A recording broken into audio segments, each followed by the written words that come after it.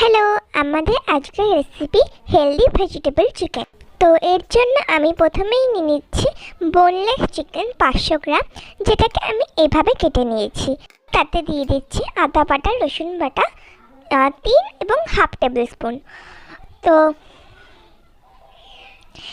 দেওয়া হয়ে গেলে আমি এভাবে ভালো করে মাখিয়ে নিচ্ছি।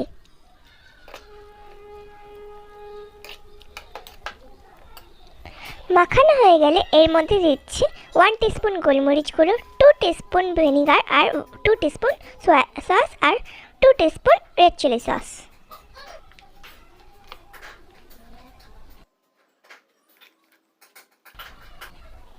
দিচ্ছি স্বাদ মতো নুন আর দিচ্ছি একটা ডিম। ভালো করে মেখে নিচ্ছি।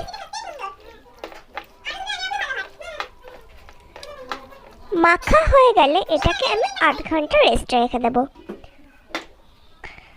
8 ঘন্টা পরে ভাজার আগে আমি এর মধ্যে 2 বিগ স্পুন কর্নফ্লাওয়ার নিয়ে সেটাকে এভাবে মাখিয়ে নিচ্ছি। তারপর একটা প্যানে অল্প পরিমাণে তেল নিয়ে সেটাকে আমি গরম করে নিচ্ছি।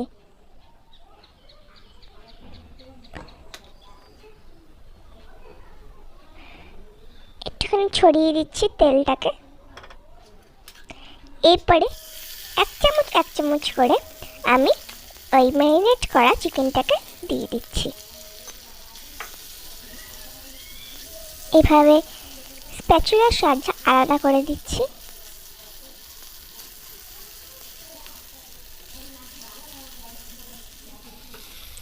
এইভাবে আমি সবকটা চিকেনকে ভেজে নিচ্ছি।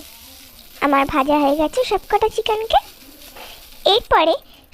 এরপরে সেই প্যানে অল্প একটু তেল দিয়ে তার মধ্যে থেতে রাখা 5টা রসুনের কোয়া দিয়ে আমি এভাবে একটু ভেজে নিচ্ছি। তার ভাজা হয়ে গেলে এর মধ্যে আমি দিয়ে দিচ্ছি পেঁয়াজ কুচি। তারপর এটাকে একটু ব্রাউন করে ভেজে নিচ্ছি। ব্রাউন করে ভাজা হয়ে গেলে তার মধ্যে দিচ্ছি আদা বাটা।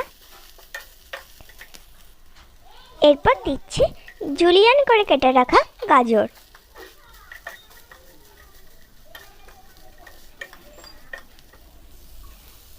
দিচ্ছি একটুখানি নুন। এবার ভাপিয়ে রাখা বাঁধাকপি দিয়ে দিচ্ছি।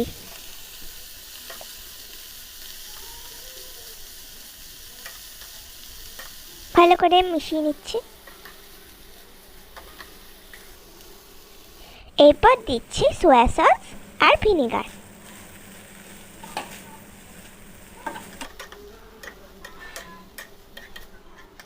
এরপর তার মধ্যে দিচ্ছি গোলমরিচ গুঁড়ো। এরপর একটুখানি আমি ভেজে নিচ্ছি। এরপর ভাজা হয়ে গেলে তার মধ্যে দিচ্ছি টমেটো কেচাপ আর রেড চিলি সস। আমি ভালো করে মিশিয়ে নিচ্ছি। এরপর এর মধ্যে আমি দিচ্ছি স্বাদ মতো নুন। তারপরে আমি এর মধ্যে ভেজে রাখা চিকেনগুলো দিয়ে দিলাম। তারপর ভালো করে একটু মিশিয়ে নিচ্ছি।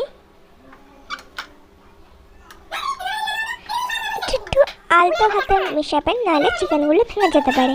এরপর আমি এর মধ্যে দিচ্ছি অল্প একটু জল। তারপর এটাকে 5 মিনিট ঢাকা দিয়ে রেখেছিলাম। 5 মিনিট পরে দেখলাম চিকেন থেকে একটুখানি জল বেরিয়েছে।